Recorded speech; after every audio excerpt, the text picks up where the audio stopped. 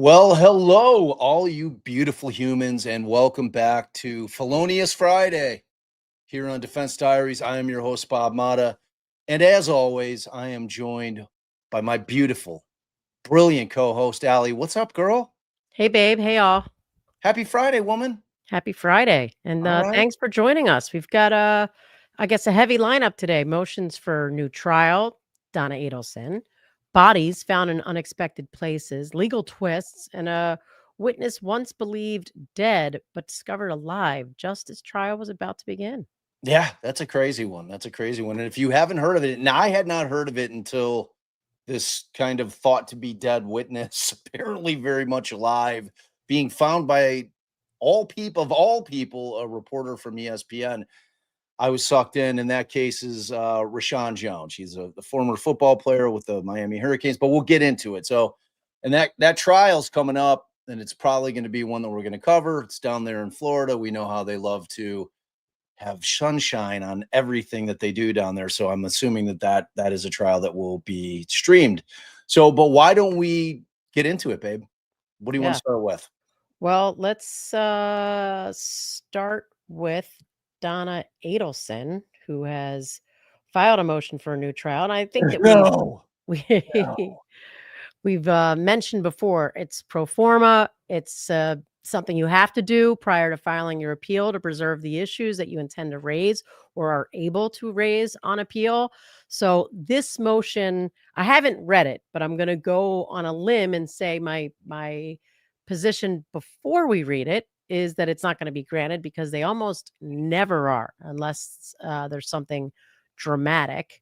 Yeah, I'm gonna go on a even like further out on that very, very thin, skinny limb and say that there's no way in hell Judge Everett is granting this motion, especially. And we've been hearing, it seems like every trial that we cover these uh, days, we're always hearing about some kind of issue with the jury. I think this is going to be different than Murdoch, because in Murdoch, where you had the clerk doing all the bizarre, wicked things that she was doing in order to try to sell books, this is a different circumstance. This is just, again, jurors. I think this is probably going to be more along the lines of some of the other cases that we've heard, where there were some jurors that were maybe messaging when they were deliberating, things like that. Oh, yeah, I forgot that there was a jury issue.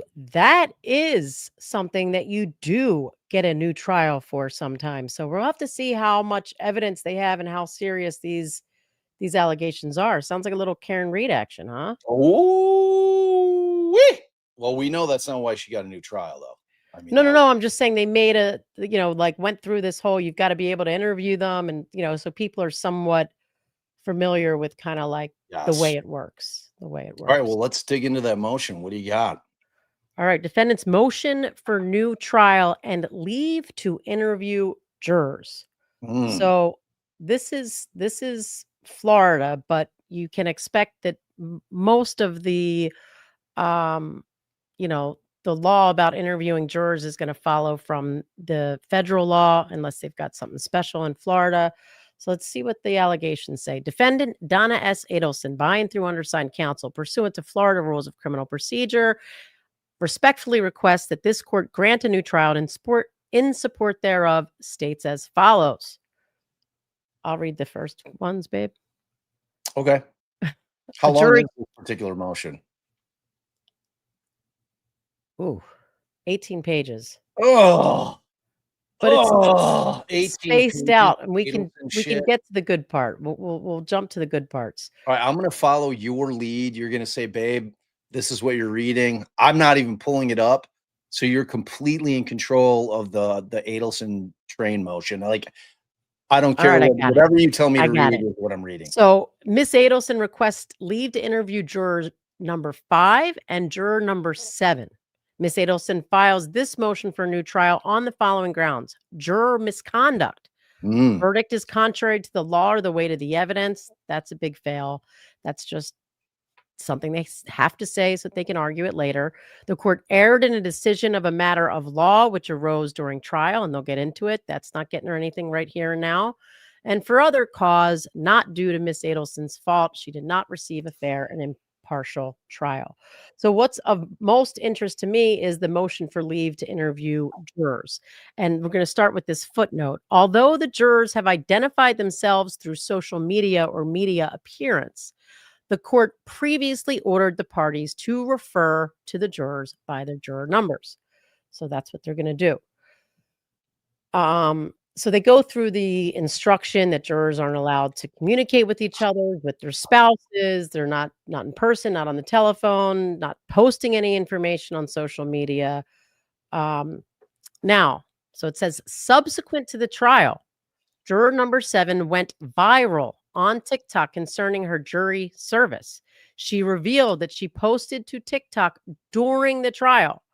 In reviewing juror number 7's TikTok account, the underside identified she posted on TikTok that she was selected as a juror on August 26, 2025.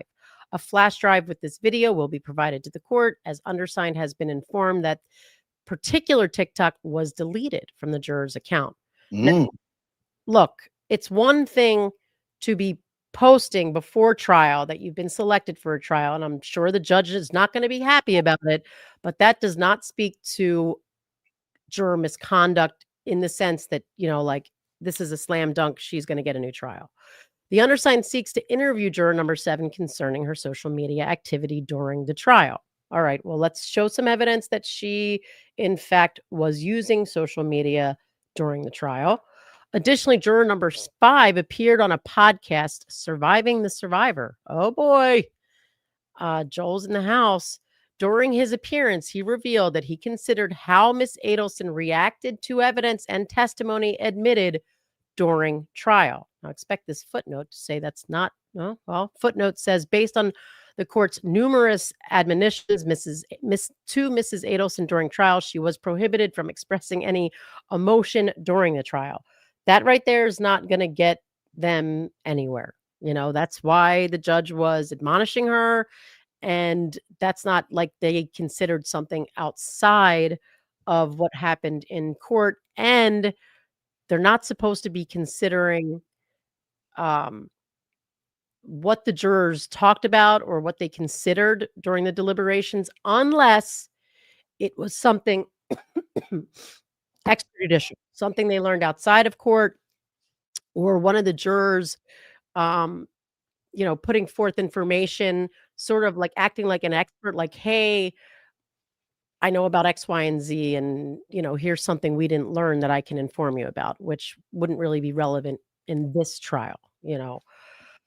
So although he subsequently stated he obviously did not consider that during deliberations, that he considered Miss Adelson's reactions whatsoever is concerning, as her reactions are not evidence and are extrinsic or external rather than that which inheres in the verdict. Well, that's her own fault. And you can expect that the judge is going to say, well, he took it back. He clarified that did, even if it was an issue. So they set forth the law. Obviously, that juror misconduct is presumptively prejudicial. And a party seeking a juror interview does not have to conclusively establish that the alleged juror misconduct occurred and actually prejudiced the case. Rather, it is only necessary that a party establish a basis for an inquiry or grounds the party believes may exist. All right, so Florida may have some more lenient juror interview law. Once improper contact or judicial juror misconduct is established by juror interview, the moving party is entitled to a new trial unless the opposing party can demonstrate that there is no reasonable possibility that the juror misconduct affected the verdict. So far, all they have alleged is that she posted or he posted, whichever the case may be, on social media. And so far, it's all pretrial. So I don't see how it could have affected the verdict. But if juror misconduct is confirmed from juror interviews, the undersigned will request leave to make a more extensive arguments. All right. So now you just have your typical, the verdict is inconsistent with the law. There's not even any facts in this situation. Oh, thanks, babe. It's just mostly law.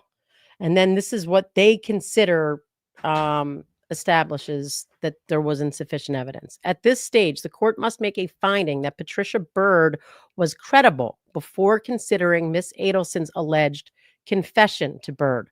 Under no set of circumstances can Byrd be considered reliable. She testified the defense investigator with whom she spoke was a white woman. Miss Khan was obviously not white.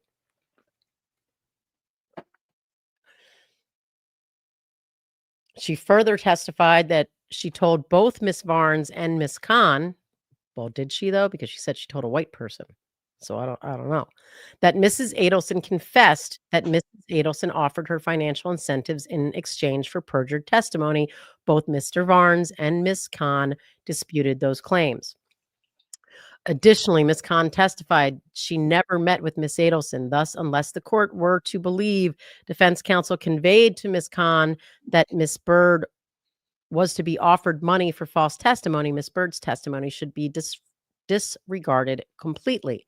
The same is true for Drina Bernhardt. Miss Bernhardt's motivation to lie was and is significant, with 27 felony convictions, facing a mandatory 15-year prison sentence as a prison release reoffender. Barnhart's credibility was significantly impeached. The only one who testified this was, I think, to this was Mrs. Adelson's words rather than Miss Barnhart was Miss Barnhart. However, the surveillance video admitted into evidence establishes that she and Mrs. Adelson worked together to write the script. The theory of old script. So the theory in the state's case is that because she agreed to the plan that was carried out by her son, Catherine Magbanoa, Sigfredo Garcia, and Luis Rivera, that she paid for the crime to be carried out. There is no evidence that Miss Adelson committed any act or uttered any words in furtherance of the offense prior to it being completed. And for that reason, the evidence is not sufficient to support her conviction as a principal to the first-degree murder. Additionally, there is no evidence other than the adopted admission of Charlie Adelson's trial testimony that Miss Adelson was aware of her son's plans until September 17th, 2014. So then they're going back to the law. And they just note that there's no direct evidence that Miss Adelson intended for Mr. Markel to be killed. There's also is no circumstantial evidence that Mrs. Adelson wanted Mr. Markel to be killed. Even if there was, there's no evidence to establish the second element, that she did, quote, some act to assist the other person in actually committing the crime. Paid the cash. Exactly. The cash. I mean, that these are factual disputes that the jury has decided against Donna. Right. So, good luck. So sad. Too bad. Too bad. Magbanoa testified that per Charlie Adelson, his parents had stopped by his residence on July 18th. I'm just gonna, the damn text, guys, the damn text. 2014, after Mr. Markel was murdered. However, Magbanoa did not testify that Mrs. Adelson or her husband dropped off any money that night, and the state's expert agreed that the state could not place Mrs. Adelson or Donnie Adelson's handsets at Charlie Adelson's residence, even if Mrs. Adelson and Dr. Adelson did stop by the residence, as their text suggests. It would have been outside. It would have been approximately. We got a big bag of wet cash waiting for you. Come on, come and grab it. Dad's getting impatient. Hurry up. Approximately 9 hours after Mr. Markel was shot. And let's see, how many 36, 48, I mean, way more than that hours before they were bribed. So why would they need the money? In fact, at the state's request, the court found that Miss Adelson had adopted Charlie Adelson's prior testimony. I find this problematic, but not at this level. It'll be for her appeal. This included Charlie's testimony that he paid Magbanoa from his own money, which he kept stapled as confirmed by Magbanoa, Ryan Fitzpatrick, and June Umchinda Charlie's testimony also included the fact that he did not tell Mrs. Adelson he paid Magbanowa for the shooting until September 17th, 2014. No evidence was presented that Miss Adelson was aware of anything other than Mr. Markel had been killed prior to September 17th, 2014. So again, they go back to the law, noting that the jury could legitimately infer that the petitioner was a participant in the crime. And thus the Supreme Court concluded that the evidence supported the defendant's conviction, and they're going to distinguish this here. In that case, the perpetrator had driven by the crime scene, waited across the street while they were committing the crime, and then drove away in the car. So they're saying, we don't have anything like that here. To sustain a conviction as a principle, the state was required to establish that the appellant intended that the crime be committed and do some act to assist the other person actually committing the crime. They noted that the phrase do some act to explain why the court was reversing that defendant's conviction. So the defendant who did those things, who waited across the street, went by the crime scene, drove away. And that's, so they're saying this case is, if they reverse that case, they should reverse this case. Although there was evidence that the defendant intended to participate in the crime, there was no sufficient evidence that he did some act to assist. Again, babe, what was the act here? It's paid the cash. Paid the cash. Paying the cash. Here's all the money, and it's wet. Right. And again, the jury's decided that factual issue against Donna. So this argument doesn't stand. This comparison doesn't stand. In this case, as in Amon's, there is no evidence that the defendant did some act to assist the commission of the crime. All right. So again, blah, blah, blah, blah, blah. Right. They go on to say the state may argue, Miss Adelson's act of delivering the money to her son's house sufficiently established what she did the day of the murder. However, nothing about delivering money after the murder could support her conviction as a principal to the murders itself. Disagree. Disagree. Additionally, there is no evidence of what Miss Adelson agreed to pay the killers prior to the murder. Really? So we need to know how much she agreed? Come on, people. In fact, Magbanowa testified during trial that the amount of payment was never addressed. No, we didn't care how much. Chucky, it's your mother. We're here outside. I've got the bag of wet cash. Come down and get it now. Daddy's getting mad. Hurry up. The state may also argue that Mrs. Adelson necessarily provided Mr.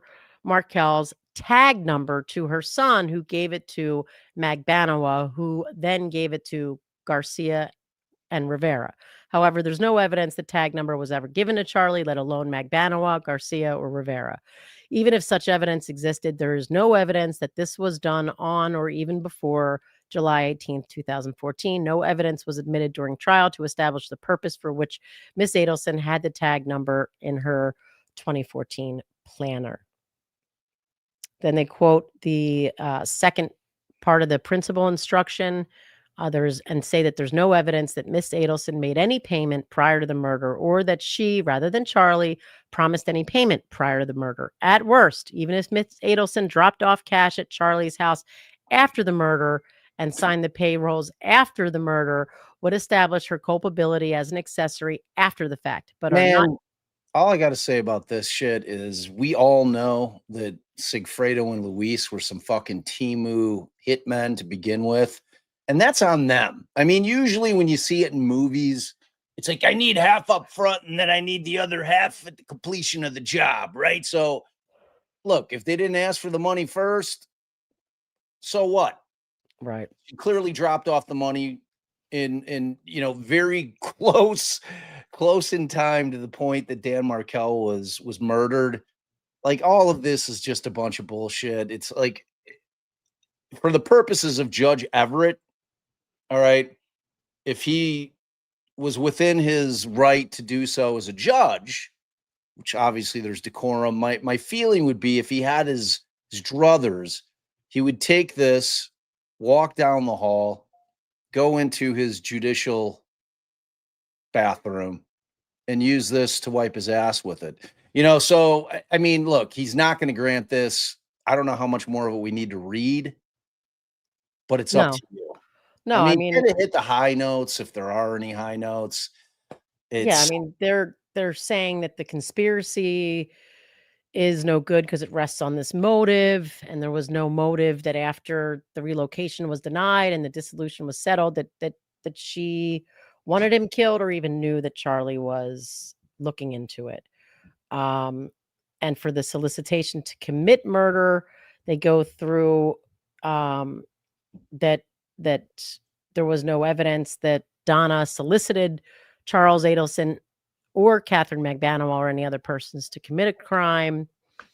And it failed to establish she asked anyone earnestly or tried to induce anyone to murder. good. Hey, is she going to get her? Tell her to look at her texts. Okay. All right. And they just go on to say that all the evidence establishes that she complained to Charlie about how Markel was treating Wendy, and no evidence that she commanded, encouraged, or requested that he be or solicit anyone to murder him. So as far as the court's errors that they say, that the court erred in denying Miss Adelson's request to admit into evidence the complete 2014 planner and the 2023 planner. I think for the 2014 planner, I think that there was a good basis for the rest of it to get in. The 2023, I don't know. And again, this is just going to preserve their ability to raise this in an appeal. So that's one of their issues. And it looks like their main issue. Huh. That's the only error that they're coming up with? That he denied letting in those planners? Wow. I'm shocked. Huh. Yeah, and if you guys remember, it was a completeness doctrine argument that the defense was making, and we're talking about the fact that the state was introducing these specific pages of Donna's planners, which obviously she had jotted down Danny's license plate, and really the defense was arguing selling like, things look, off. yeah, we want to enter all of it in because you've just cherry picked things and shown it out of context. And She was Judge planning Everett on was very much of the mindset, I don't find this to be one cohesive work. It's a day planner. I don't consider one day having anything to do with the next per se. So he denied allowing them to get any more in. And I think as far as the part that they put it into to show that she was trying to sell off items, after the fact, did mislead the jury if there were entries showing that she had been doing that before, even before the May 2013. Was it May 2013? Oh, October, whenever that Halloween discussion took place where he even solicited anything. Yeah. So I think that one could be a valid issue. So then they're talking about her just not having a fair and impartial jury trial. And they talk about how the court must vigilantly guard against the atmosphere in and around the courtroom becoming so hostile as to interfere with the trial process, even though all forms of trial conform to the requirements of law. So here they said, in this case, where the cumulative effects of a number of factors constitute inherent prejudice resulting in Miss Adelson not receiving a fair trial, when the court would rule against the defendant on many occasions, the member of the gallery supporting the state would laugh out loud. Counsel. Sorry. That was me acting as the gallery. Right. Counsel for the defendant brought this to the court's attention, and the court appropriately advised the gallery this was not acceptable. The court did this on more than one occasion. However, the conduct continued throughout the trial, and the court took no action to remove those who violated the order. This undermined the credibility of the defense in the eyes of the jurors. Not only were they laughing out loud, videos and images. Sorry. Video and images Were they captured. laughing like that? That could be disruptive. Like I don't know. It's disruptive for you right this Right. moment, I mean, my love. it's very disruptive of you for you when I do it. So Yes, yes. imagine if we were at trial. So they talk about videos and images captured through the live video casting revealed gallery members making faces and moving about to capture the attention of jurors while testimony was underway. This interfered with the jurors' ability to focus on the evidence and distracted them from closing arguments. Oh, we're just making shit up now. I mean, you can't see, you can't know that people were moving around to capture the attention of the jury. Come on. The court had not admonished the defendant on numerous occasions that she was not permitted to show any emotion in the presence of the jury. The law does not require that a defendant appear without emotion.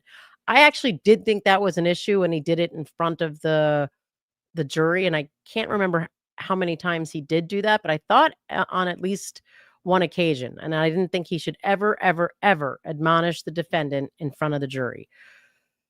In fact, as in this case, appearing to be cold to the seriousness and evidence in the case may cause the jury to believe the defendant had no care or concern for what the victim endured.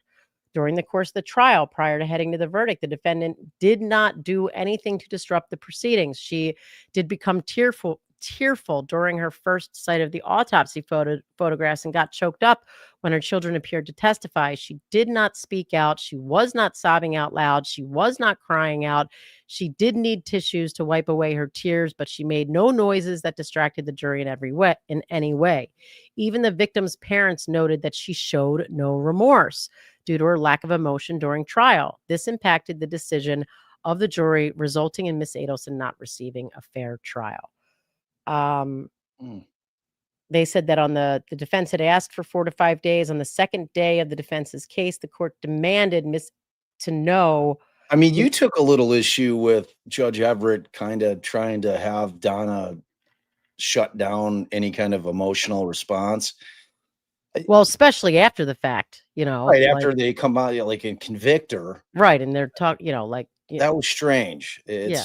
I mean, whatever the source of her sorrow is, Right. I mean, as a judge, how are you going to stop somebody from emoting Right. when they've just been convicted? I mean, if she was delusional enough to think that she was walking out of that courtroom, I mean, that's on her. But in terms of, I've never seen a judge kind of shut down any emotional response post verdict. So so this next allegation deals with the judge demanding to know if Donna was going to testify or not. And I'd like to see if they raise this as it interfering with her right to testify on her own behalf. And because right now it's in this right to a fair trial kind of overall, umbrella, but hopefully they get a little more specific here. So they say on the second day of the defense's case, the court demanded that Miss Adelson decide whether she would testify. Both counsel for Miss Adelson as well as Miss Adelson herself repeatedly advised the court that more time was needed to discuss the evidence admitted and the pros and cons of testifying based on the volume and substance of evidence admitted during trial in order to make a knowing and intelligent decision in what was probably the most important decision of her life. This was especially significant in that the state made numerous changes to evidence during the trial. So they talk about how the court recessed to allow them time to meet with her. They spent a great deal of time reviewing the exhibits actually admitted so that they could discuss them with Miss Adelson. Counsel then drove to the detention center and they met for 2 hours. They didn't have enough time to go through everything. Counsel advised the court of this fact the following day when the court inquired about Miss Adelson's decision.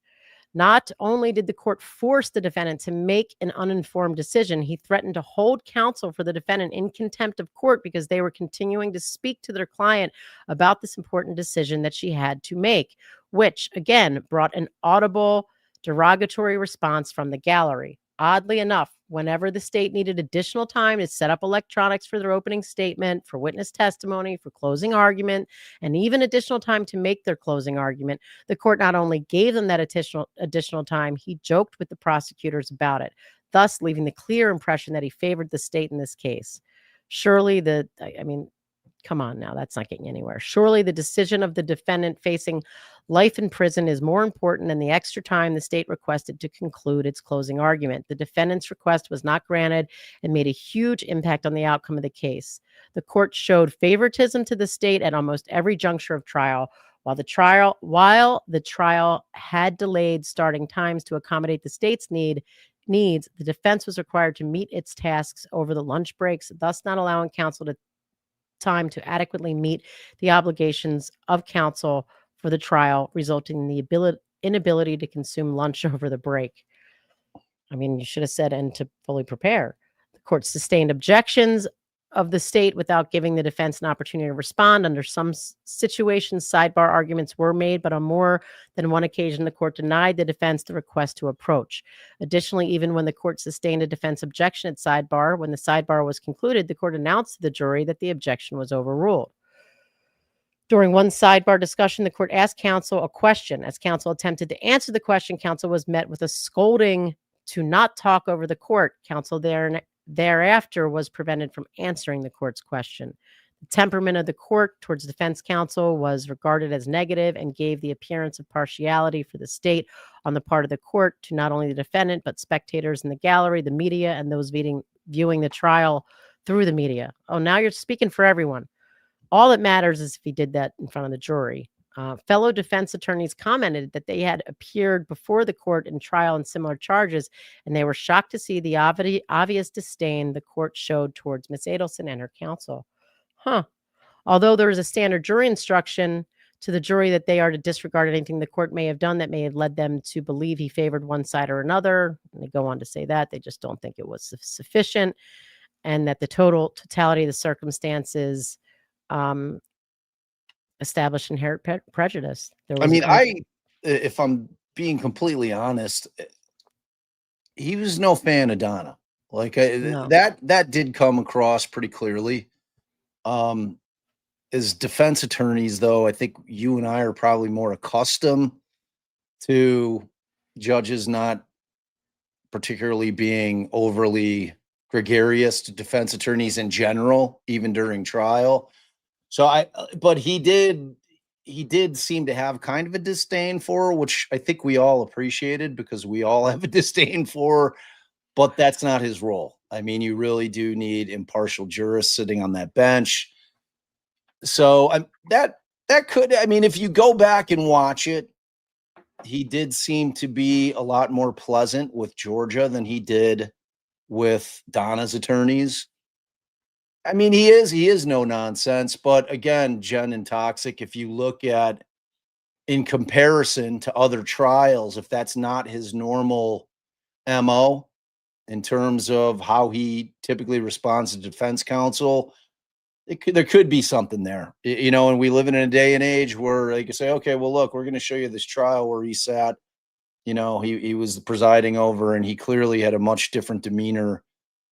Because I think that there were a lot of things that irritated him about defense counsel, and rightfully so. I think that there were many, many examples where defense counsel did not seem prepared to move forward on certain issues. There were things that should have been raised in motions in limine that weren't. There were especially with some of the discovery stuff, you know, and issues that were clearly, you know, lined up perfectly for a motion in limine, which for whatever reason, when they had the information for months leading up to trial, they didn't bring it up at the appropriate time. Any judge is going to be irritated by that. I mean, at this point, you have a jury impaneled. Judges are hyper conscious about their time, they're being the jury. So if you're bringing up shit that the judge is like, look, man, this is shit you should have brought up when we were doing our motions in limine before we picked the jury. Now I'm fucking bugged. Now I'm irritated. That's not even what I was talking about, because Judge Everett had every right to be irritated by all that kind of stuff. It was just kind of like an overall demeanor. And I think that as us watching it, because we all feel certain ways about Donna and the Adelson family, I think that we were giving the judge probably a lot more leeway in terms of what we would consider to maybe be a little overly stern with the defense. Whereas in another case, we'd be saying, wow, like the judge is being real shithead to the defense attorneys, you know, just like think about Karen Reed. and how much we like micro watched everything that she was doing with respect to the defense attorneys in that case. It's interesting to see when you're watching different trials, and if you come in with a, kind of a set idea on who you think is guilty or not guilty in any particular trial, how that affects us all personally, individually. And I just think in that particular case, if you're looking at it completely objectively, Judge Everett, who I think is a phenomenal judge, let me just say that he absolutely has control of his courtroom. That's what you want from judges that just rule their roost. He's like the diametric opposite of, say, like a Judge Ito, who lost control of his courtroom during that OJ fiasco. This is the guy who's not that. He rules with an iron fist. He doesn't deal with any kind of bullshit or shenanigans in his courtroom, and he's going to move that trial along. And he moved it along in such a fashion that it was done, I think, probably a week sooner than they were anticipating that it was going to be done. So for all those reasons, I mean, the appellate court, it's certainly not going to make him say, oh yeah, you're right, I was really tough on you guys. He's going to be like, well, go fuck yourselves. You guys should have had these motions to eliminate done. If you felt like I was being too tough on you, well, maybe you should have done your job in a timely fashion. That didn't happen. So this is much ado about nothing. I don't think that this is going to be granted. There's not any part of me. I wouldn't even give it a 1% chance. I give it a 0% chance. But as Ali said, in every case, if there's going to be an appeal, every jurisdiction has some kind of obligation that you have to do before you prepare your notice for motion, or notice of appeal rather, and you move forward with preparing your brief. So this is something I'm sure in Florida that had to been done, and it was a prerequisite to them filing their notice of appeal. So, which we all know Donna's going to appeal. I mean, I don't think anybody's going to be shocked. It's always funny when I see people that watch law tubers that you kind of know appeals are pretty much pro forma. In a death penalty case, they're mandatory. But people are always going to appeal, and people are like, oh my God, they're appealing. What does it mean? It doesn't mean anything other than the fact that they're appealing, that they're arguing that there were some errors made during the trial or in the pretrial phase, and that those errors amounted to the defendant not getting a fair trial. So, I mean, these are always going to happen. I'm kind of over Donna at this point. And there were there were those two jurors that made public statements after the trial. One posted that video on TikTok about jury service. The one that appeared on Surviving the Survivor. But there's a status conference scheduled for October 14th, and maybe they'll just, address that there, and we'll find out. I mean, it'd be interesting to find out if they're going to allow the juror interviews. I don't think there's enough there, personally. Now, if we had some of the stuff that we had in, something about her actually posting during the trial, then we might have some legs. Yeah, potentially. We'll see.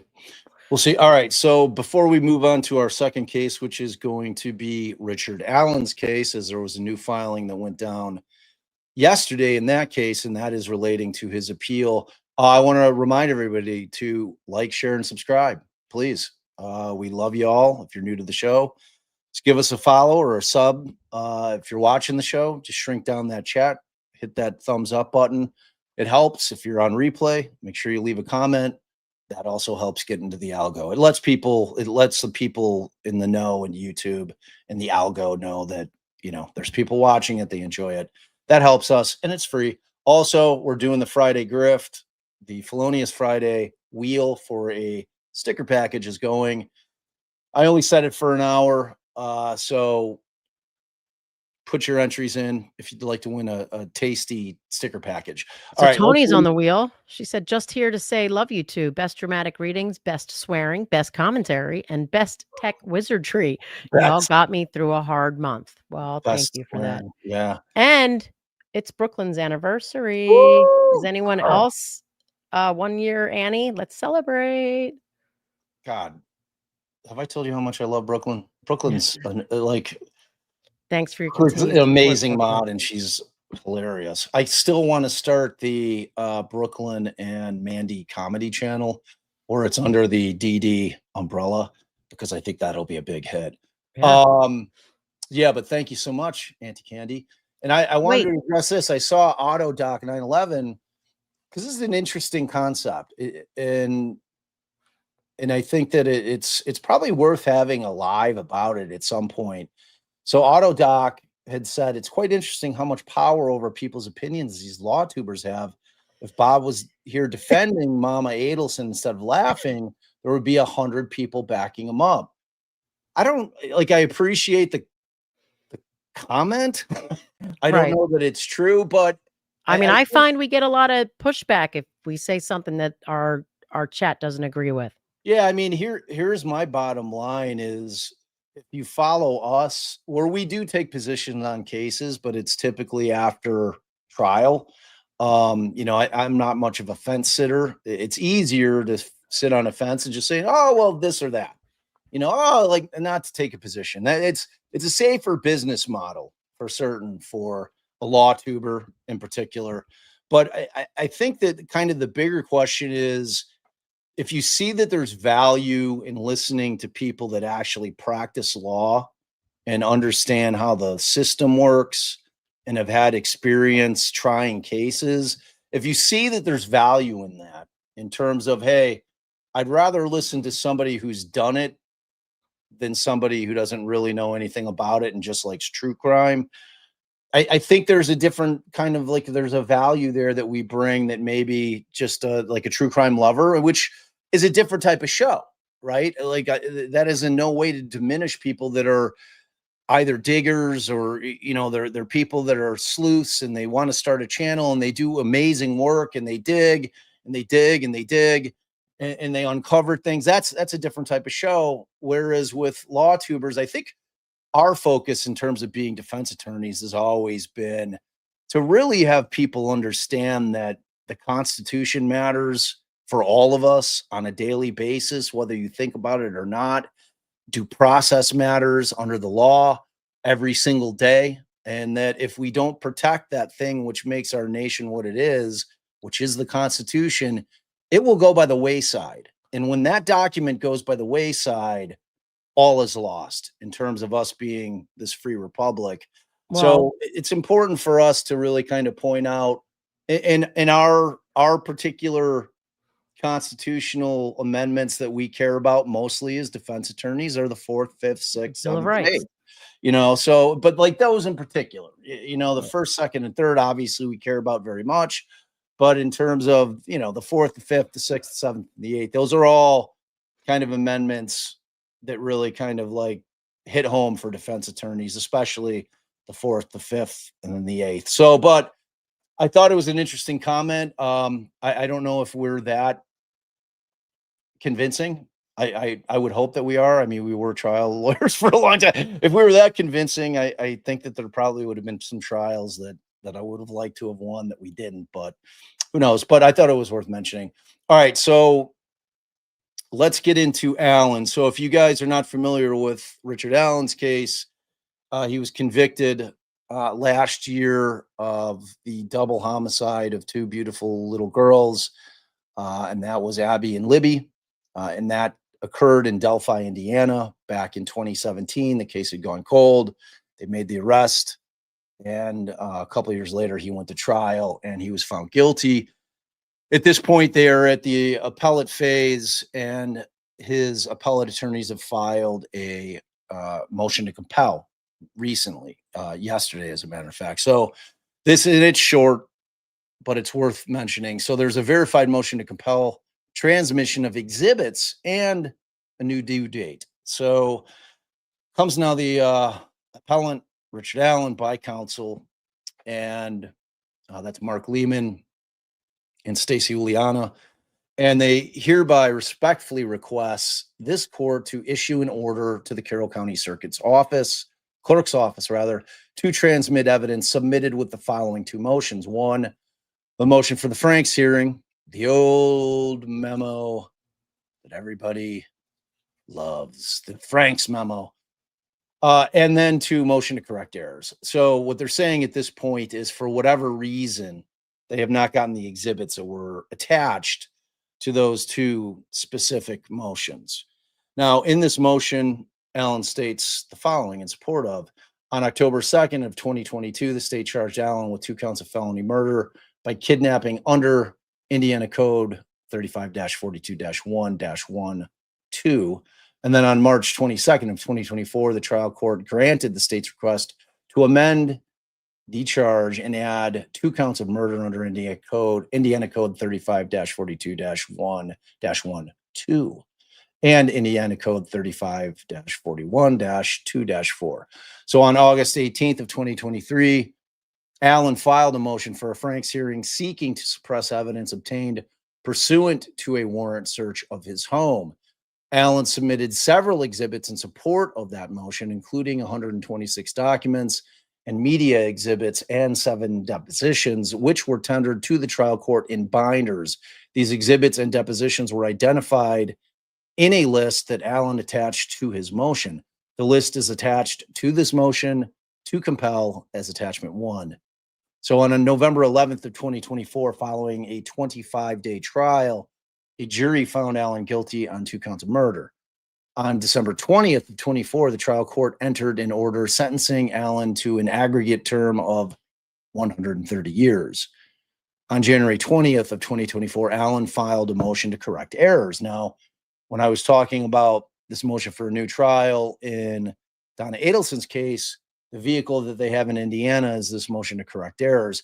However, it's not a prerequisite in Indiana that you must file that motion to correct errors in order to be able to move to the appellate phase. However, in this particular case, a motion to correct errors was filed, which I thought was very powerful. And if you haven't read it, you should go back and watch our live where we go over it.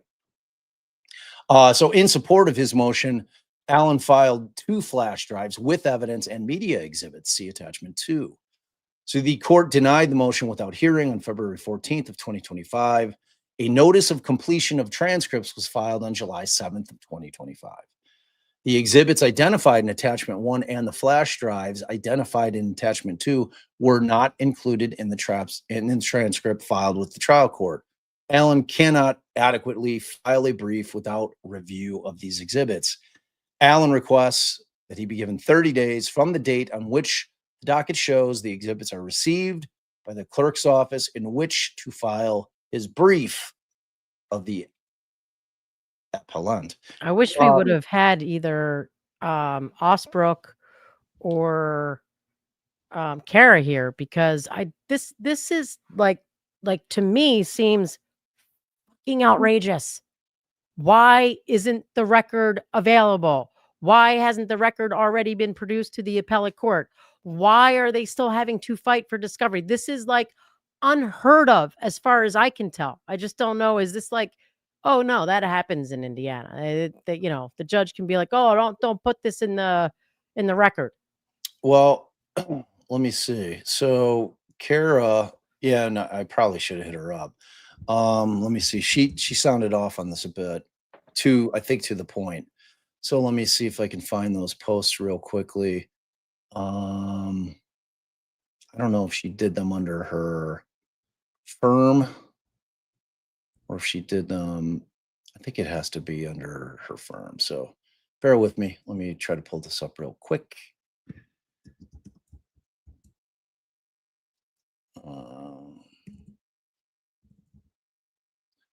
Okay.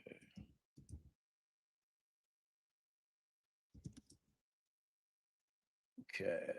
Yeah. All right. Okay. So I'm going to pull up Kara's post because they do speak to the issue a bit. And that was the end of that motion anyway. So, I mean, to me, kind of the bigger takeaway is that they need more time. Well, So yeah, but why? Why is it not available? What the hell is going on in Indiana? Whoa, that is super, super wrong. Hold on. All right. So Bob is bringing up texts from Kara, who practices in They're tweets, actually. tweets. Sorry. Yeah. Okay. who practices in Indiana and was handled motions, petitions to the Supreme Court on this very case after they removed Richard Allen's lawyers.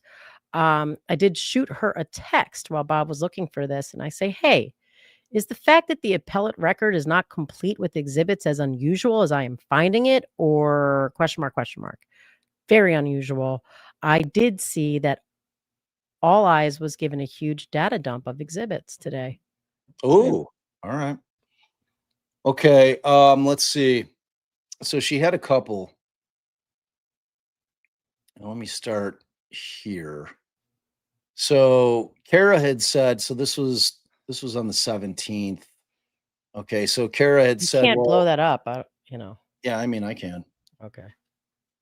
Okay, so she says, well, here's the thing. Yes, the trial court should have the Clerk. exhibits attached to the, oh yeah, circuit clerk, court clerk, attached to the motion to correct error. Why? Because they were properly filed into the docket. In fact, I can access them now from my computer. Now, I'm assuming that they were referring to the video exhibits, but those are available on YouTube. They could burn a copy for their appendix. But what was done wrong with the Frank's memo exhibits, they were never filed into the docket. The trial court clerk doesn't have a copy of them. I informed trial counsel that those needed to be filed into the docket, or that trial counsel needed to comply or compile them for the appeal. So what I'm confused about is the motion suggests that the exhibits be transmitted to the appellate clerk. Here's the problem. They are attachments to motions that were never given hearings, so they aren't exhibits that go into the court reporter's exhibit volumes. They're attachments that go into the appellant's appendix. Those shouldn't be going through the appellate clerk's office at all at this point. They should be going directly from the trial court clerk, if she has them, to Allen's counsel. I'm concerned that this is what will happen. If the trial court still has the binders, she will have sent them to the appellate clerk, but the appellate clerk won't know what to do with them because they aren't in exhibit volumes. So I could see the appellate clerk returning them to the trial court clerk and ordering the court reporter to put them in exhibit volumes, except that isn't the court reporter's responsibility because these were not exhibits offered at hearing. So that sounds like it's a little bit of a kerfuckle. Yeah, it sounds like a kerfuckle. It sounds like a little bit of a kerfuckle. I would agree. So I see, sorry. yeah. Okay, wait. So this followed it up.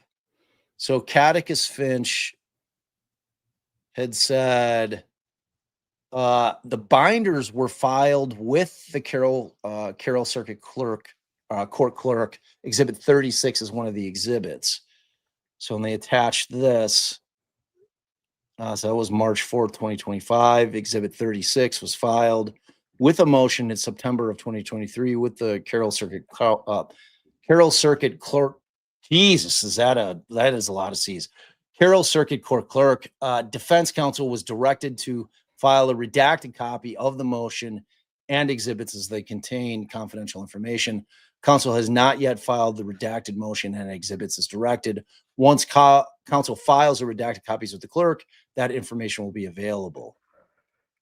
So as it pertains to trial exhibits on December 30th, the court granted the state's motion to seal and keep confidential crime scene photos, autopsy reports, and all medical and mental health records. Therefore, those exhibits will not be provided. On February 18th of 2025, the court entered an order that it would accommodate requests for exhibits. So this looks like this was sent off by Gull in response to people complaining that they weren't getting exhibits that they had paid for. So it looks like Kara responded, well, here's the thing. Yes, the trial court clerk should have the exhibits attached to the motion to correct error. Why? Because they were properly filed into the docket. In fact, I can now access them from my computer. Or is that the first one that I read? Yeah, that's the first one you read. Okay. All right. So let me see what she had said to that one. Okay, so I think that was it then. So there, things are only filed into the docket by way of an e-filing. The Franks exhibits were never filed into the docket. That would have had to have been done by trial counsel through the e-filing service. My understanding is that the physical exhibits were all handed in person to the court. Judge Gull's staff. That is not filing. I have seen ex parte filings done that way, but these weren't ex parte. So Either way, they need to figure it out and get the shit. yeah, they're gonna have to figure that appellate shit out. court. They're gonna have to figure that shit out. There's no Was question. that it for the Yeah, I Allen mean, stuff? I've got the attachments, but it's literally just, the attachment of the exhibits. That's not worth bringing up. And then it looks like a letter from Andy dated January 24th of 2025, wherein he's saying, please find our envelope containing flash drives of evidence referenced in our motion to correct errors that was filed on January 20th of 2025. We dropped this in the mail at Franklin, Indiana post office on January 20th of 2025. But because of the federal holiday, it probably will not be sent out until tomorrow. If these are defective, do not work, or you need a different format, please don't hesitate to contact us. So again, I don't know. And that was directed to the circuit clerk. So I don't know if that is going to satisfy the issue of filing, but whatever the case may be, I mean, it definitely should. But we've filed actual zip drives before. Right. So, all right. Well, let's go on to California. Yeah, and just so you guys have an understanding, so there was a September date for the appellate brief, and to me, one of the bigger takeaways, because a lot of times if you're asking the appellate court for a little time, you kind of feel like you need to throw some kind of excuse out there just to kind of have them be able to hang their hat on it in terms of saying, okay, we're going to grant you more time to get your brief on file. So I think there's partially that. I mean, mainly because the appellate court needs to have that stuff. But in terms of them preparing the brief, I'm sure that Andy would be happy to send the binders to Lehman and Uliana.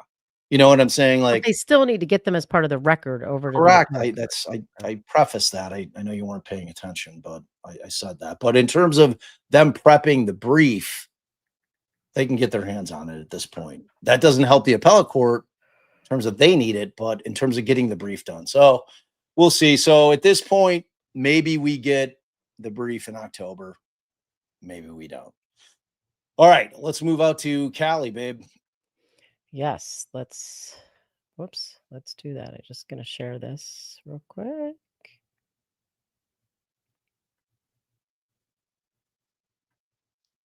Yeah, this was a case I had no idea about until our 19-year-old say, "Oh, did you hear about this David case?" I'm like, "What?" No, I didn't. I didn't hear anything about it. So Cameron, our 19-year-old, put me on this one. So can I give like a little premise while you're looking for whatever you're looking for? And this is a pic. Well, didn't I just share it? Oh, I don't know. I have my script up, so I don't know what you shared. All right. So this is a picture of Celeste. Yeah. Okay, good. Okay, so that is Celeste, who is a 15-year-old missing person since April of 2024. So we're talking a year and change. And her body has now, as of I think 2 days ago, her body has been found inside the front trunk, also known as a frunk, of a Tesla, registered to the artist, and that's pronounced as David, D4vd. Yeah, the vehicle was impounded in Hollywood Hills, and a foul odor tipped people off. And once they checked, authorities discovered a severely decomposed body, and it has since been confirmed to be Celeste Rivas. Rivas, yeah. So authorities are naturally treating this as a homicide, and as of this date, a search warrant has been executed at a residence in Hollywood Hills where David has stayed. But as of now, there's no cause of death published, and it's not clear who was responsible. Yeah. So I'm going to bring up this. Whoops, sorry.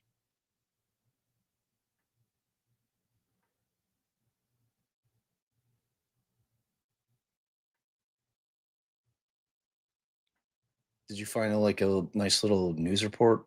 Yeah. Oh.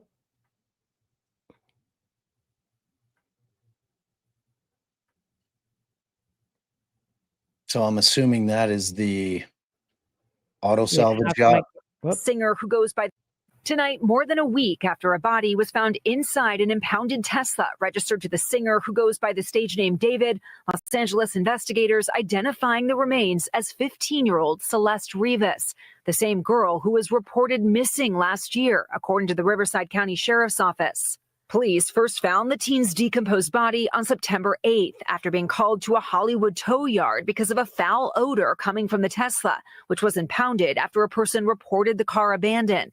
Law enforcement sources say the remains were not intact, and according to the medical examiner, it appeared the girl, who is described as having wavy black hair and weighing about 71 pounds, had been dead inside the Tesla for an extended period of time. The singer David, whose real name is David Anthony Burke, rose to fame on TikTok and is currently on tour. A spokesperson for the artist did not respond to NBC News' request for comment today, but last week said the 20-year-old was fully cooperating with the authorities. The LAPD is not calling the death criminal, saying in a statement that at this time, the agency does not have a crime classification from the coroner as to the mode or manner of death. Thus, we do not have any suspect information at this time. And right now, police have not said if they believe the singer David knew or ever had contact with the victim. We are just learning that his show scheduled for tonight in Seattle has now been canceled. He does know he's in public. Sorry. So they have been retracing like Celeste's steps, retracing the final days of the teenage missing girl. So again, as we saw, she was reported missing in 2024 from the Inland Empire, and her whereabouts since then remain a mystery. Her body was found on September 8th. The car was impounded. The medical examiner listed her age as 15. She was found a day after her 15th birthday. So she died while she was still 14. Detectives served a search warrant Wednesday evening at a home in an upscale neighborhood on Doney Drive, north of Sunset Boulevard. Law enforcement sources with knowledge of the case, but not authorized to speak publicly, said the detectives retrieved various items, including electronics and computers. It's unclear when the girl died and how long her body was in the trunk. The car had a Texas license plate, and the remains were contained in a bag, according to a law enforcement source. And this is coming from LA Times. Authorities say that David's cooperating. Representatives for the musicians did not respond to request for comment, but he did cancel his recent tour. Giselle Vera, who identified herself as a relative of Celeste and helped start a GoFundMe page to raise money for her funeral, told the Times the family had no immediate comment on the case. Police have not said what connection, if any, Burke has to Rivas. Now, we've seen a lot, and we're going to pull up what TMZ has as well here, but several photos have emerged online and in sub-public publications appear to be showing the two together. The Times said that they couldn't independently verify it. A neighborhood in Hollywood Hills told KABC TV that he had noticed a Tesla parked on the street and found it a bit suspicious. So he said, quote, "It's a little weird to see a car that I haven't seen here for a long time," he told the station. It had a big dent on it. It had Texas plates on it. So all a little odd, but at the same time, people could be hanging out with friends for a long time. Burke was raised in Houston, has collaborated with musicians Kali Uchis. I'm not even going to pronounce all these because I'm going to butcher them. And, you know, he But also, that'll be great content, though. right. If you He also butchering created the rappers' names. anthem, right, for Fortnite. I'm not saying I could do it any better. Like if Cam hadn't told me that guy's name was pronounced David with the 4 there, I would have been like, what? D4vd? Like, who the fuck is that? Who is that? So, like, just, and I want to clarify some things. So Celeste Rivas, again, she was reported missing last April, and this was out in California. And at the time that she went missing, she was 13 years old. Okay.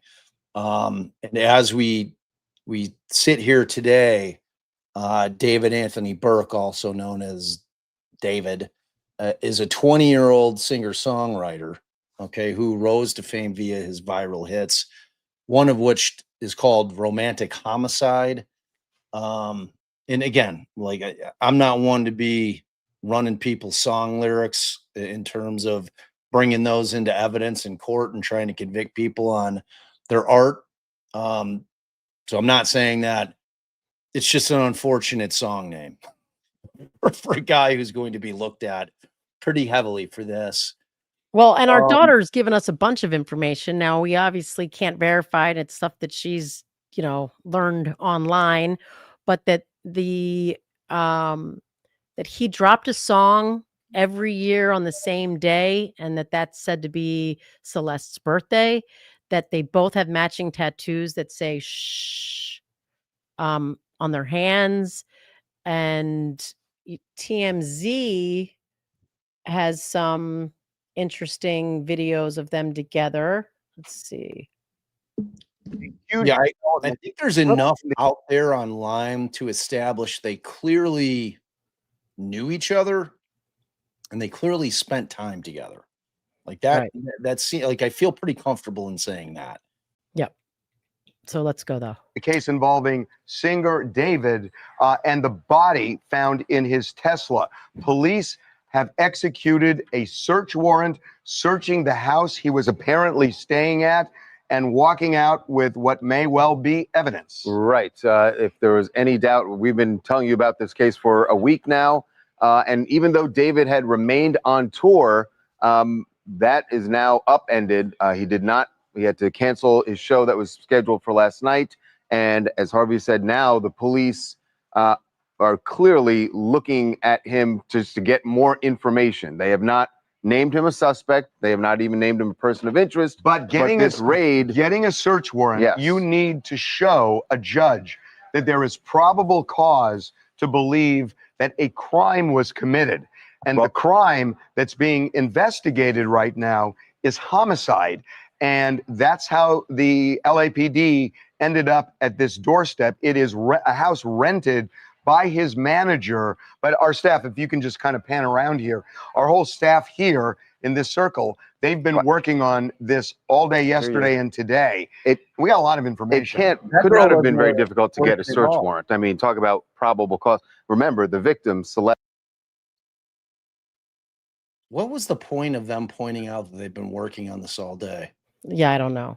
Is that what you were commenting on? All right. Yeah, the one girl at least put her Mac on her lap so she could act like she was twerking. Right. Working. I almost said twerking. And then the other blonde is just kind of sitting there. Yep. Rivas was found, her body dismembered, and it was found in the car registered to David that we know is his car. Not only is it registered to him, there are photos of him in the car. We've spoken to people in the neighborhood. They've seen the car parked at this house. But but the real question is there a connection between David and the victim? From all of the evidence we have seen, it seems like yes, because the house that you mentioned that was rented by his manager, we know, and we've seen photos of David inside of that house. Specifically, there's a photo of David sitting at a piano. We looked at the photos on Zillow of this same house that was raided yesterday, and it's the same living room that was raided that he was pictured in. So also, we got a picture of David in Lake Elsinore, which is in Riverside County. It's about 70 miles from downtown Los Angeles, far away from where he was living. But And it's where Celeste is from. it's a 5-minute walk from This where parking Celeste's lot, the family. photo where he's staying in this parking lot is 5 minutes from her home. Right. So Yeah. we get that. And then there are songs. Well, there's a song in particular, Celeste, that was released. It was an unreleased song that leaked on the internet in 2023. Obviously, her name. And then there's been just a ton of different photos that look like him with a girl that looks like Celeste. Right. By the way, here's a little bit of the song, Celeste, that unreleased song that you were talking about. Celeste, the girl with my name tattooed on her chest. I'm obsessed. Celeste, afraid you only love me when undressed. So, Lyric. you know, we should explain how this, I think, came about. Is that they found the body last week, a week ago Wednesday, and they said it was last Monday. Monday. Monday is when they discovered it in the car. And they said it was an unidentified body. There were body parts, so they didn't know who it was. They did put out that this victim had a tattoo on her right index finger that had the words shh and SHHH with 3 dots or 4 dots. And that's all they really released. We got a tip that it could be Celeste, but didn't know anything more. We found Celeste's mother, and we spoke to her. And as a matter of fact, Anakin, she only spoke Spanish. Skywalker? So you should explain what she says. Yeah, well, she was basically talking about how the one of the identifying features of Celeste was a tattoo on her finger, which she specified to us, which we then transferred over to that information to LAPD, was that the tattoo was red. And it said shh, but added it was red, which the cops never put out. Right, but And also, and I think even more importantly, was that she mentioned that Celeste, at least she was under the impression that Celeste was dating a guy called David, and that she had hung out with him several times before, and that was the last time she saw him. so we called the LAPD Homicide Division, and we gave them the information, told them about the mother, gave the phone number of the mother, and mentioned that the mother said that there was this tattoo on her right index finger, and added that she said it was red. And, you know, we just got back a thank you very much. And well, not to mention that David also had the tattoo on his finger. And David also has the same tattoo. And it's not an uncommon tattoo. It's not. I mean, Rihanna started it years ago, and then Cher Lloyd also got it. Lindsay Lohan also got it. But it's not also very coincidental. So we should talk about the same finger. Exactly. We should talk about what the police are clearly looking for at this house, because we now know from everything that we've learned from talking to people connected to this that clearly there was some relationship between David and Celeste. What they haven't done yet, what we haven't been able to do, and clearly the police are trying to do, is to place her at the house. Right. Whether she and find evidence of what happened to her, right? Like, and then to find out. I mean, who else was? Because I was told by a neighbor that there was a lot of people going in and out of this house. Right. He obviously had friends of his that were living there. So doesn't necessarily mean it was David. Was it maybe someone else that was frequenting the house? We don't know. And we should say David has been out of town for a lot. His tour started in August. Early August, but the body also was very decomposed. So we don't know exactly when she died. The car was towed on September 5th. 8th. So 8th was when eighth was when I think they discovered the body. Oh, when they discovered it. Yeah, and it was towed on the 3rd. It was 5th they discovered it was sitting on a street near that house. And so we know, look, Teslas have cameras, and we know that the LAPD, we're under the understanding that they are subpoenaing the video from those cameras because, and I don't know the answer to this, whether that kind of Tesla has a camera that would show somebody trying to go in the trunk. If they do, then presumably they're going to see who put that bag with but body they can't parts. have that information yet, right? Because if LAPD had that information, they would have arrested someone. Maybe, maybe not. It depends on who put it in, right? Well, whoever the person is, I mean, I guess if they can't find the person. But they still have to prove that person committed the crime. you would at least name that person as a person of interest, right? Unless they don't want to mention it, because sometimes the cops have a person of interest, but they don't want to mention it because they're investigating. And that happens all the time with LAPD. And based on, I don't know about you guys, but the reaction, in fact, I know you guys have been getting that reaction from LAPD. They have just been closed down in terms of giving any information. So it's not like they're saying, oh yeah, here's what we got. They have done the exact opposite. They're saying literally nothing. Because we've made a bunch of calls. They've said nothing. So I think this is a case where they probably know way more than we do at this point, but they're just not saying. But it seems they're interested in David. Mark, Los Angeles, man. So, and here's a video that they say is the two of them together. Yo, wait. Oh, look at answer that one. That's so mean if you don't answer. Which one? What's good, David? Big fan, big family. Bro, thank you, Mitochondria. I gotta sign with him if you even. We need to delete this. Maz, can we delete all VODs? When is the date of any of these things? Like, that's what I care about. What is the date on this shit? Like, this case, in terms of them building the timeline, this case raises a lot of questions, I'm sure, for everybody, right? First and foremost, she's been missing since April of last year. So it's well over a year. What are her parents doing? What is her mother doing? Like, I mean, is she aware that she's holed up with this David guy and he's got money and she's cool with it? Like, is she communicating with her daughter during this time period? And I mean, to me, the bigger issue is that you've got her remains found in this Tesla that was apparently just recently driven to the salvage lot, and the body is still in a state of decomposition. So clearly, it seems to me, and I'm no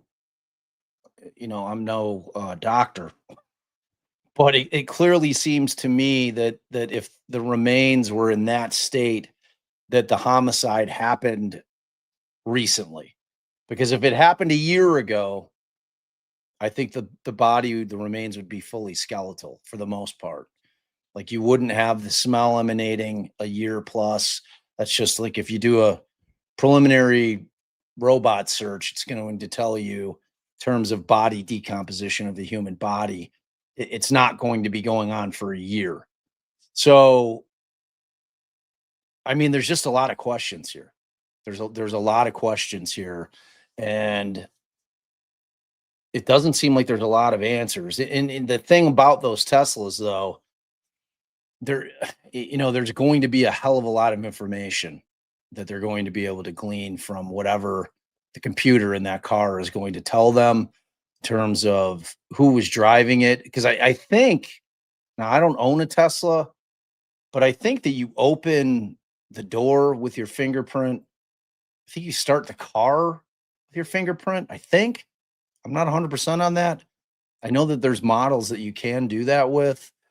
Obviously, you're going to have any kind of toll receipts in terms of like when your transponders recording that you were on the tollway. There's got to be proof of him when he was most recently driving this vehicle. I mean, it doesn't appear from what I've heard that there was any kind of report that the vehicle was stolen or sold. I mean, there's a lot here. There's a lot here that they're going to have to be working with in order to try to figure out what happened and when it happened. Right. So I don't know. I certainly am in no position to start pointing fingers at this point. But if, this thing goes down, I wouldn't be feeling too great if somebody found a body in my vehicle that was then dumped in a salvage lot a few days ago. No, there's a lot of connections here. This is definitely a story to keep an eye out for. It's and we shall. Real concerning. All right, so This is Travis Decker. Travis Decker. So if you know anything about the Decker case, this is a case out of Washington State. I'm probably going to mispronounce the county, Chelan County. That's Chelan. So his 3 beautiful little daughters were found at a deceased at a remote campground in that area. They were ages 5, 8, and 9. And the dad failed to bring them back. This guy failed to bring them back to his ex-wife, Whitney, after his visitation with the girls. And he had taken them for a court-ordered visit on May 30th of this year. And so, obviously, once they found the remains, this dude was on the run. So this guy has been on the run. He disappeared. There were search operations, including U.S. Marshal, Forest Service, local and law enforcement. So what I am going to share with you to start is the, sorry.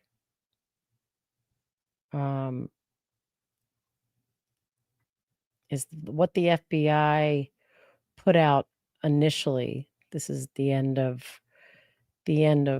August, but it's good to start us out here.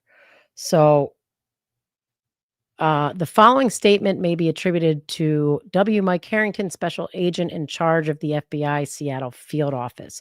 On Tuesday, August 26th, FBI Seattle concluded our 2-day grid search operations beginning Monday, August 25th, within the vicinity of Rock Island Campground near Leavenworth, Washington. The mission of the search was to locate Travis Decker, discover signs of his whereabouts, or find any other evidence of the murder of his 3 daughters.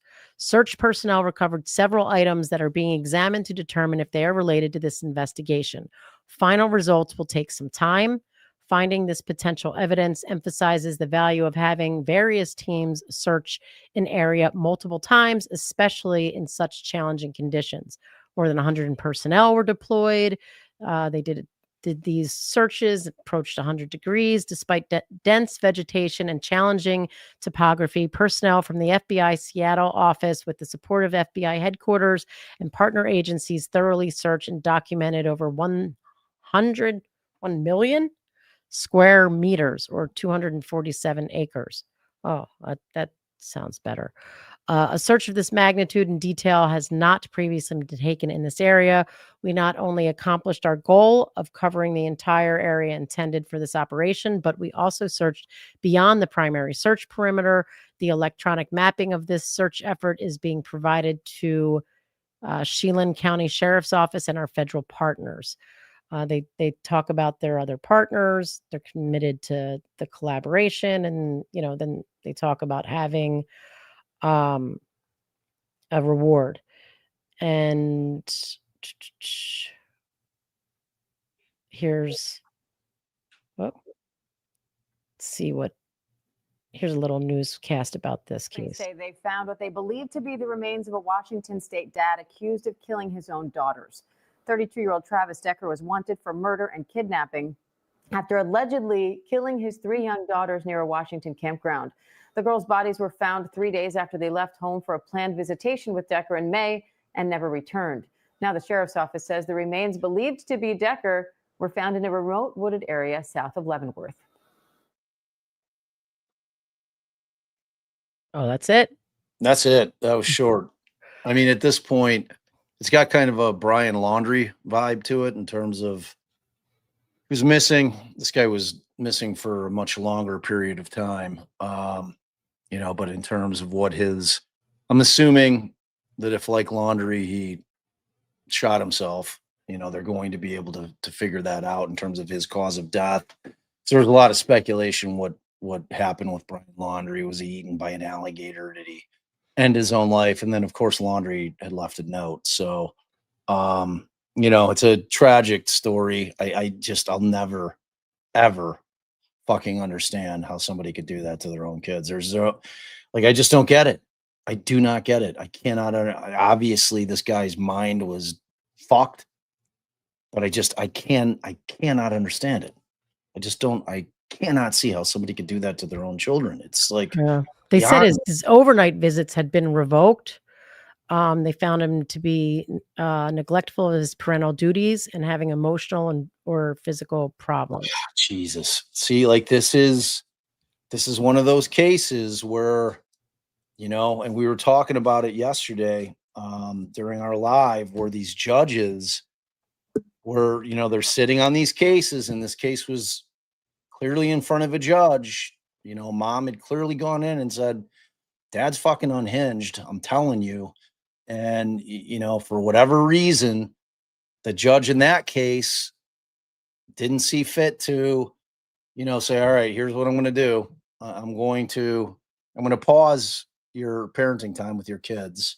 You clearly have some issues. I need some proof that you're getting it worked on and that you're getting treatment. And then we'll revisit it when you come in. And that obviously didn't happen here. Now, obviously, this was clearly not supposed to be an overnight. So he's bringing him on a camping trip when he's not supposed to have an overnight. Obviously, I'm assuming that mom immediately was panicked. Mom put out, the call to 911 and said, look, he's got my kids. He's not supposed to have my kids. He's in violation of the court order right now.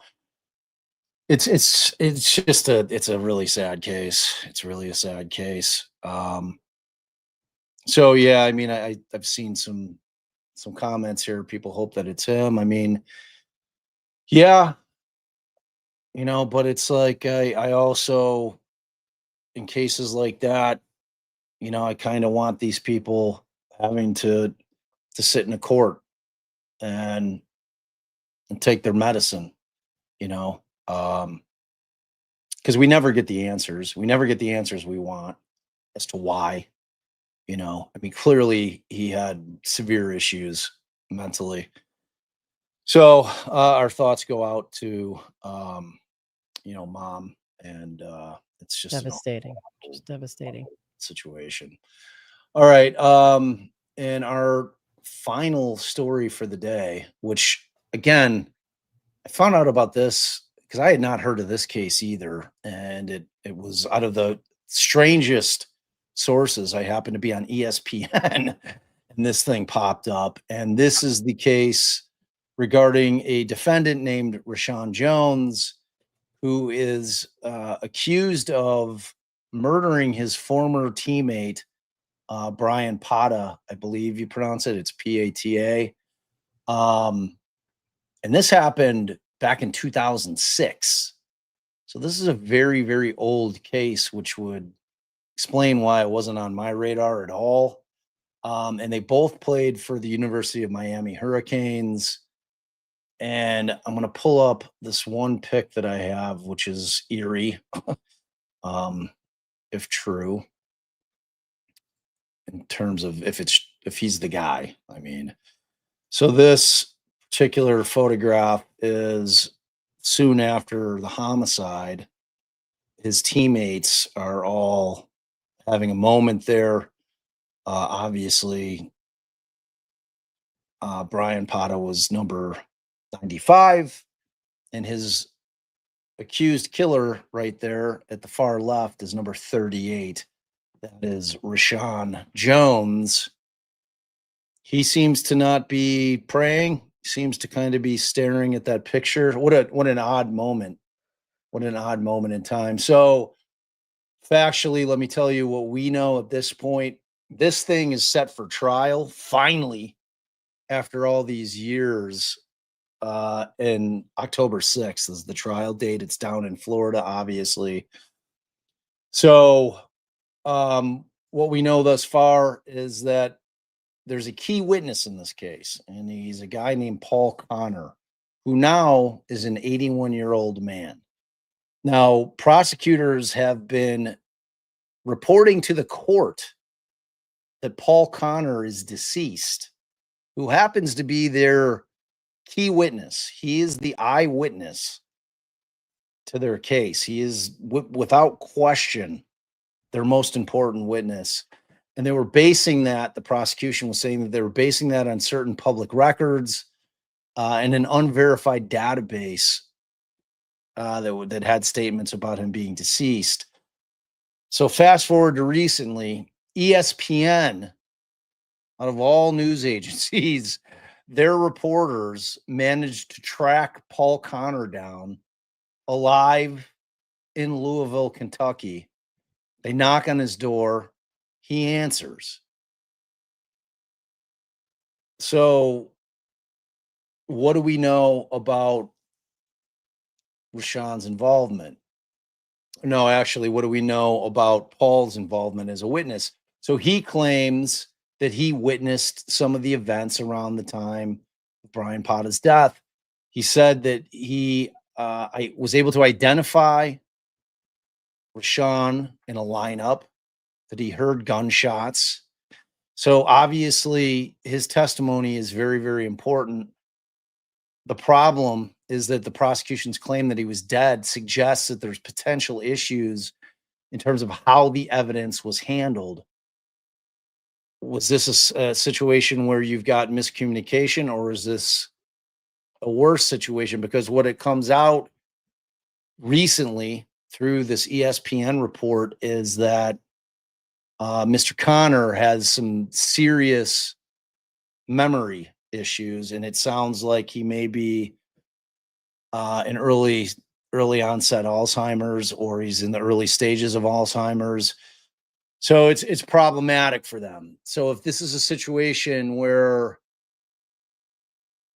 and we've got a case that's been going on since 2006, right? And if this guy's memory is no longer good enough for them to put him on the stand, how are you going to be able to, from the prosecutor standpoint, be able to introduce his prior testimony? I think from a deposition, he was deposed at one point, and obviously the prosecution is going to be seeking to put all this stuff in. And it's a weird kind of circumstance because the prosecution was in there, clearly didn't do their due diligence, and they're telling the court that this guy's dead when in fact he's not. So I don't know. It's a strange case. It's one that I think that we're going to cover on here. And I think that it's probably going to be worth covering, because I think there's going to be some really interesting angles to it. In particular, everything that goes on with respect to how they're going to handle the introduction of former testimony by this person who is alive. So it's going to boil down to probably his medical records in terms of whatever has befallen him medically, as to whether or not he could be considered to be a unavailable witness. I don't know. I don't know how it's going to play out, but it's pretty interesting. And again, I haven't seen that they've asked for a new trial date, but then again, I think they did file a motion to stay the proceedings because the defense filed a motion to have the judge recuse herself, claiming that she's shown bias towards the defense, and that was denied. So now they're asking to appeal that to a higher court, and to stay the proceedings, and so that they can get the motion to disqualify the judge heard by a higher court. So yeah, and it's like, I saw a couple of questions on why it's taken all these years. So I just want to be clear. Jones was arrested in 2020, finally. So this case was cold for a long time. And then in 2020, he is arrested. Now, it sounds like Connor had said that he had contacted police soon after the shooting. And again, David Connor is this eyewitness, saying that he heard a pop, and then he saw someone jogging away from the parking lot entrance near where Pata was shot. So Connor then went, and this is closer to the crime. Okay, so this is back in 2006, 2007. Connor then picked Jones out of a phono lineup. So then they must not have felt at that point that they had enough to move on Connor, or I'm sorry, on Rashaun. And they wait some 13 years before they arrest him in 2020. They recontact the witness, and then he once again, which to me is a completely irrelevant identification, but he once again picks Jones out of a lineup. And then he once again recounts what he saw at two different occasions. At a 2022 bond hearing, so that's prior testimony under oath, and then in a 2023 deposition with attorneys. So they've got him, David Connor, under oath, giving testimony on two separate occasions. Like, so those would be the things, if he's not able to remember things, which is what he's saying now, that they might be able to try to introduce his past testimony about what he saw.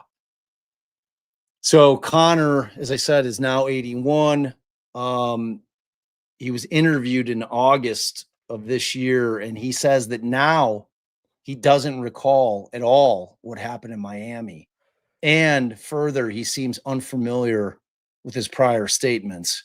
And he said, look, I'm getting up in years. My memory comes and goes. How long ago was this court case, was what he said during this interview. So, and this information is all coming from this pretty thorough ESPN article. Miami Assistant State's Attorney Christina Diamond told Miranda in a July 17th hearing that officials believe that Connor to be dead after multiple failed attempts to contact him and a third-party commercial database indicating that he was deceased. And Miranda, I think, is one of the defense attorneys. So Miranda accepted the efforts to, or that's the judge. Miranda accepted the efforts to find Connor, and so it's the judge, and ruled to allow, at this point in time, they, based on those representations made by the prosecutors, ruled to allow his prior testimony from the hearing and the deposition to be used at trial. So Jones' attorneys had initially objected on grounds of their inability to cross-examine his statements, but conceded to accept the state's evidence during that hearing. So ESPN's interview with Connor was actually the second confirmation that he was alive, after a reporter contacted Connor's last known employer. A former colleague asked Louisville police to conduct a welfare check. And on July 22nd, Connor answered and confirmed his identity, according to a police body cam image reviewed by ESPN. So it's wild. So Miami-Dade Police Department's inability to find Connor is the latest in a long string of official missteps that have dramatically prolonged the case and have frustrated Pata's still grieving family. According to information obtained by ESPN through a lawsuit against Miami PD and others, interviews and records, Jones was among the first suspects considered by police, but they didn't arrest him until 2021, 9 months after ESPN first published its findings. So Jones, now 40 years old, has remained in custody for the past 4 years amid court delays and changes in attorneys on both sides. So in March, Miranda agreed to grant Jones an $850,000 bond and allow him out pending trial. However, Jones has not paid the amount, typically 10% or $85,000 needed for the release. So yeah, it's they should go back in on a motion to reduce it if he obviously can't pay it. Yeah, I'm not certain that they haven't done that. So it's another weird one. It's another weird one. So, all right, that's it. That is it for the stories that we've got. Let me go.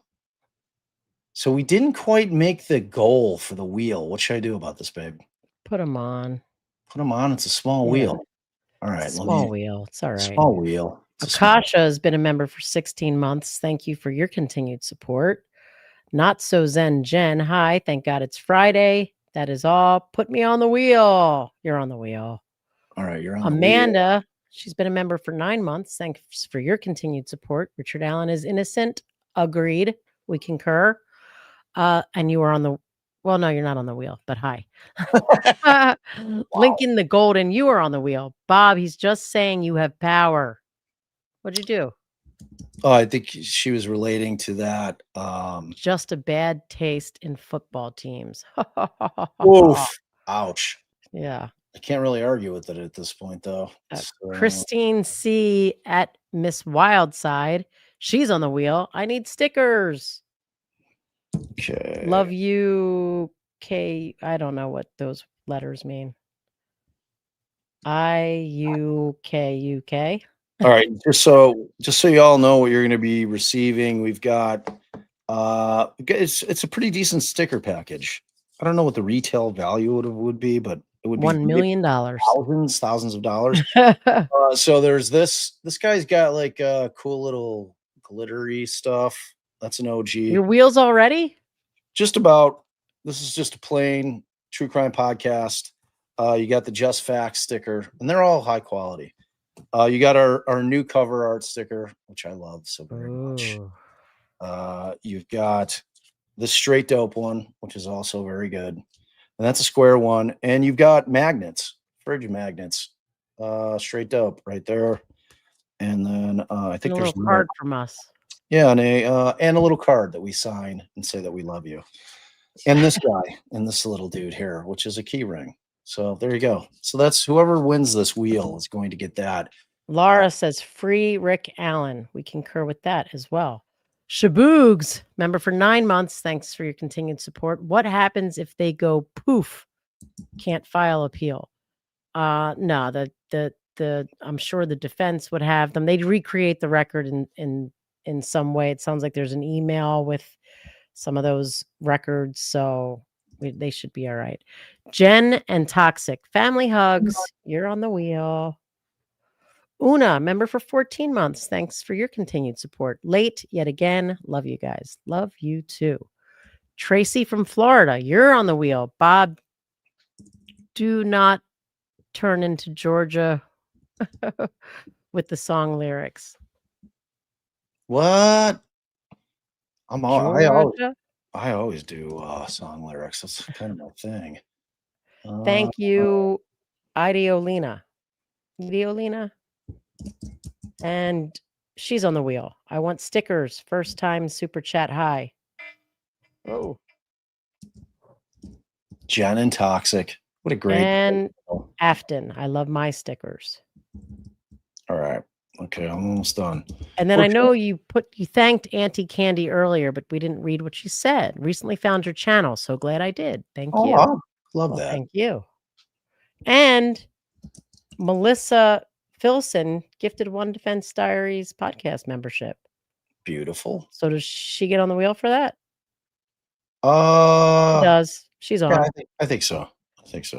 And Akasha, thank you for your continued support, member for 16 months. Okay. All right. I'm typing away. Typing away. It sounds like I'm typing a lot more. Who's been a member for 22 months. Wow. Wow. OG. Look into Lisa Cunningham in Phoenix, please. All right. We'll have to add it to the list, Megan.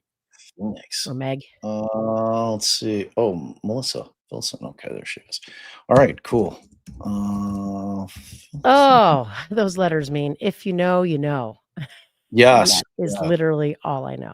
I use that all the time in my tweets. All right. Showing my age here. I don't do social media. Try not to. God. I mean, you've got like 5,000 people on Twitter, so I do Twitter. Do a little bit of To the social extent media. that I have to. All right. Okay. Wheel of names. People want to know that we do not have the kind of toads in our area that cause that toxic thing. Our dog was sick. He took an antibiotic. He is better. Yet another proper diagnosis by non-vet Bob. Yeah. Best. Yeah. We ride at dawn. You guys are amazing. Have missed seeing my peeps. All right, look, it's a teeny little wheel. This is a good wheel for those of you who have entered. There's only, it looks to be 10 entries. So one of you 10 is going to get lucky and win some stickies. All right, here we go. All right, spin around. Round and round it goes. Where it stops, nobody knows.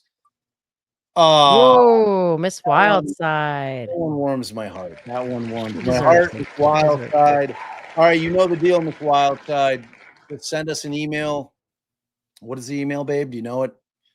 It's true crime pod at gmail.com. At gmail.com. So just send us your Addy there, and I will send off your stickers.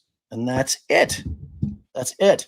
All right. So I know that there is an enormous mega motion filed by our boy Betero, and we're going to cover it. I'm thinking about doing it tomorrow. If I decide tonight. No, we have plans tonight.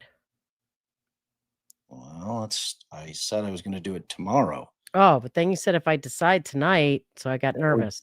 That we're going to do it tomorrow. Oh, okay. I'll set the live for tonight, and we'll do it tomorrow. Now 88 pages. I'm so glad you asked that, Kathy. I'm going to be planning on doing the next Barton McNeil episode next week. I've been trying to compile a lot of stuff with the help of Bart's cousin, Chris, and he did a great job getting me a lot of stuff. And wait, Will, do you see you got somebody in chat? I stuck it up there.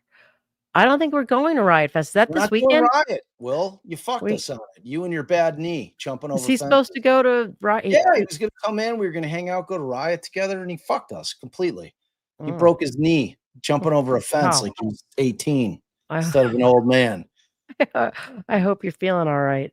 Yeah, he's doing all right. He's doing all right. I hope you got it like fixed, official. Otherwise, you're basically my father. He's been limping around on a bad knee for 8 years.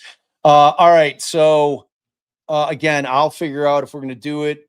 There's no way I'm doing a dramatic reading. It's like 88 pages. Like Betero's affidavit's 88 pages. Maybe you can see if you can get him on and summarize it for us. Yeah, I would pass out. I would. Yeah, 88 pages with the hat. Not gonna do it. Not gonna do it. So, but yeah, we'll get to that tomorrow. You know how Betero, he's firing away in there. I got through a portion of it last night, but we will definitely do that. So again, make sure you like, share, subscribe our channel. We've been hanging out at this 57, like 700. I don't get it. Maybe we should just shut the channel down. Like nobody wants to share our channel. Like, I can't understand why we're not growing. I don't get it. Like, we have good content. I think share us out, y'all. It's free. Like, make sure you like. I said, take your friends' phones, click subscribe. Yeah, or just tell them. I mean, it's more effective to steal their phones and plug us in. But, we'll take whatever you'll give. Throw a giant party, invite everyone you know, and take their phones. Yeah. Do that. A huge party. Sounds good. Sounds good. And we'll buy sandwiches for the party just so we kind of fund it. All right, y'all. We love you. If you're on replay, remember for today's live, make sure you leave a comment. Helps get it in the algo. Because without you guys, and especially without our mods too, almost left without thanking our beautiful Mandy, mods, and Mandy and Tracy. We love you guys so much, and we thank you so much for your hard work every single live. And we love you guys. Thank you. Because without you guys, I am just an old man sitting around talking to his wife. Yeah, I'm going to see some live music tonight.